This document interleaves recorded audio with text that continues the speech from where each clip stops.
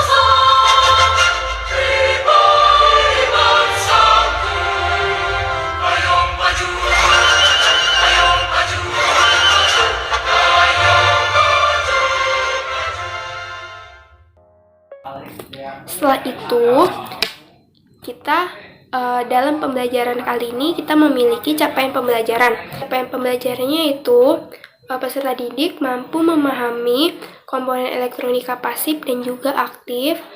Terus juga peserta didik mampu membaca nilai kode pada komponen. Selanjutnya yaitu peserta didik mengenal hukum elektronika dasar. Di samping capaian pembelajaran, terdapat tujuan pembelajaran, yaitu yang pertama di sini, yang pertama itu memahami komponen elektronika pasif dan aktif. Yang kedua, memahami pembacaan nilai sesuai dengan kodenya, dan yang ketiga yaitu memahami hukum elektronika dasar. Langsung aja kita masuk ke dalam materinya. Nah, pertama-tama, ada yang tahu nggak sih apa itu komponen aktif dan juga komponen pasif?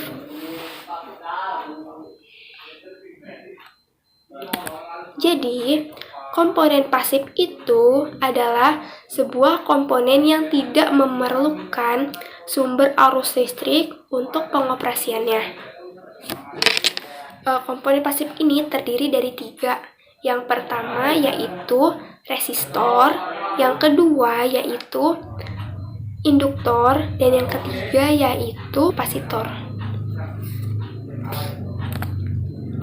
Nah, kita bahas yang pertama dulu nih. Yang pertama kan resistor.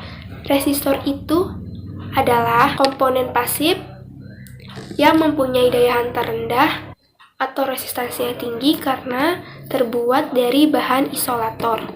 Nah, fungsi dari resistor itu apa sih? Nah, fungsi dari resistor itu untuk membatasi arus listrik yang melewatinya. Ini ada bentuk fisik dari resistor, kemudian ini ada satuan dari resistor itu sendiri atau ohm, dan yang terakhir yaitu ini ada simbol dari resistor. Selanjutnya yang kedua yaitu induktor. Induktor itu adalah sebuah komponen berupa lilitan yang membentuk sebuah kumparan yang terbuat dari bahan konduktor. Fungsi dari induktor ini yaitu menyimpan energi pada medan magnet yang ditimbulkan oleh arus listrik. Sama, ini adalah bentuk fisik dari induktor. Kemudian selanjutnya ini adalah satuan dari induktor, yaitu Henry.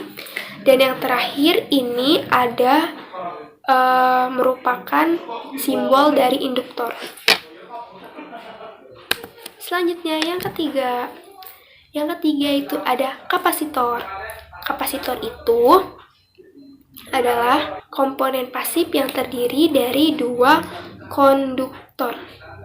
Nah, fungsi dari kapasitor itu yaitu untuk menyimpan muatan listrik. Nah, muatan listrik itu dapat dilepaskan kembali. Ingat ya, ini ada bentuk fisik dari kapasitor. Kemudian yang kedua itu ada satuan dari kapasitor atau farad. Yang ketiga yaitu ada simbol dari kapasitor. Nah, selanjutnya kita beralih ke komponen aktif. Komponen aktif itu apa sih? Nah, komponen aktif itu adalah sebuah komponen yang memerlukan sumber arus listrik dalam pengoperasiannya. Jadi kebalikan dari komponen pasif. Komponen aktif ini terdiri dari 3 juga. Yang pertama itu ada namanya dioda. Yang kedua itu ada transistor. Dan yang ketiga itu ada IC. Nah, yang pertama itu dioda. Dioda itu adalah sebuah komponen yang terbuat dari bahan semikonduktor yang memiliki 2 elektroda, yaitu anoda dan katoda. Ingat ya, anoda dan katoda itu ibarat kata seperti negatif dan positif. Fungsi dari dioda yaitu untuk menghantarkan arus listrik dalam satu arah dan membatasi arus listrik dari arah yang berlawanan. Gitu. Jadi dia menyearahkan arus. Ini bentuk fisik dari dioda. Yang kedua ini simbol dari dioda. Dioda ini nggak ada satuan ya. Yang kedua yaitu ada yang namanya transistor. Nih, transistor itu komponen aktif yang memiliki 3 buah kaki. 3 buah kaki itu apa sih? Yang pertama itu ada namanya emitor, yang kedua itu adanya basis, yang ketiga yaitu kolektor. Fungsi dari transistor yaitu sebagai penguat amplifier, pemutus dan penyambung atau switch, stabilitas tegangan, dan sebagainya. Di sini ada bentuk fisik dari transistor itu sendiri, punya 3 kaki. Dan selanjutnya ini adalah simbol dari transistor. Jadi transistor itu ada 2 tipe. Tipe pertama yaitu NPN dan tipe kedua yaitu PNP. Yang terakhir yaitu ada namanya IC. IC itu adalah sebuah komponen yang terdiri dari pertama resistor, kedua dioda, yang ketiga transistor, dan yang keempat kapasitor. Jadi ini merupakan sebuah komponen yang kompleks. Fungsinya apa sih? Fungsinya yaitu sebagai amplifier, osilator, timer mikroprosesor, bahkan bisa juga nih sebagai memori komputer. Nah, di sini seperti yang sebelumnya, ini ada bentuk fisik dari IC. IC itu komponen yang paling banyak memiliki kaki. Minimal itu mereka punya kaki 8. Nah, ini merupakan simbol dari IC. Gitu. Nah, selanjutnya itu ada resistansi. Resistansi itu apa sih? Resistansi itu kemampuan suatu bahan benda untuk menghambat atau membatasi atau mencegah arus listrik. Faktor yang mempengaruhi resistansi yaitu yang pertama ada suhu, yang kedua ada panjang penghantar, yang ketiga itu ada luas penampang, yang keempat itu ada jenis bahan. Nah, selanjutnya yaitu kita masuk ke kode warna. Kode warna itu apa sih? Kode warna itu merupakan nilai resistansi yang terkandung di dalam sebuah komponen. Ada yang tahu nggak sih komponen apa itu? Ya, jadi komponen yang dimaksud yaitu resistor. Karena resistor terdiri dari barisan kode warna yang mengelilingi diameter resistor. Di sini ada tabel kode warna resistor, yang dimana pada warna itu ada hitam, coklat, merah, hingga kuning, hijau, biru, ungu, abu-abu, putih, emas, perak, sama tanpa warna. Dan di sini juga ada gelang ke-1, gelang kedua, gelang ketiga, pengali, toleransi. Nah, yang pertama itu kita akan menghitung nilai resistor, karena dalam capaian pembelajaran itu yang kedua kita bisa membaca kode pada sebuah komponen. Nah, komponen yang dimaksud itu yaitu resistor. Nah, menghitung nilai resistor. Resistor dengan warna coklat, hitam, merah, emas. Di tabel coklat itu nilainya 1, hitam itu nilainya 0, dan merah. Nah, merah ini kita lihat pada bagian pengali. Karena emas itu udah masuk ke dalam toleransi.